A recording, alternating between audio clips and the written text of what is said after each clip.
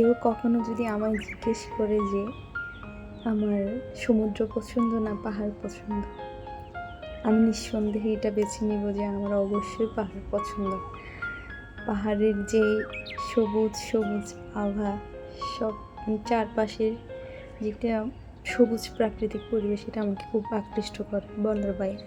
যদিও আমি সমুদ্র অনেক পছন্দ করি। আসলে সমুদ্রের বিশালতার যে একটা ব্যাপার স্যাপার, সমুদ্রের যে শান্তি, এটা কখনো পাহাড়ে পাওয়া যাবে না। পাহাড়ের যে একটা সবুজ প্রকৃতি ঘেরা একটা মনের প্রশান্তির যে বিষয়, এটা কখনো সমুদ্রে পাওয়া যাবে না। দুইটা বিষয় আলাদা আলাদা।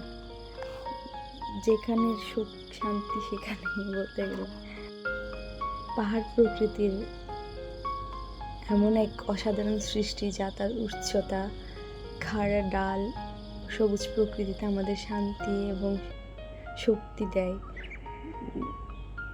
এরপর বসন্তের ফুল, গ্রীষ্মের সবুজ, শরতের রং আর শীতের বরফ, প্রতিটি ঋতুতেই পাহাড় এক এক সময় এক এক রূপ ধারণ করে, যা আসলে দেখার মতো। পাহাড়ের এক এক সময়ের এক এক রূপ এক এক রকম দেখায়। পাহাড় শুধু প্রকৃতির অংশই নয়, এটি আমাদের মনের গভীর আবেগ ও প্রশান্তি তৈরি করে। বিশেষ করে বৃষ্টির দিনে চারপাশের পরিবেশে এক জাদুকরী অনুভূতি নিয়ে আসে।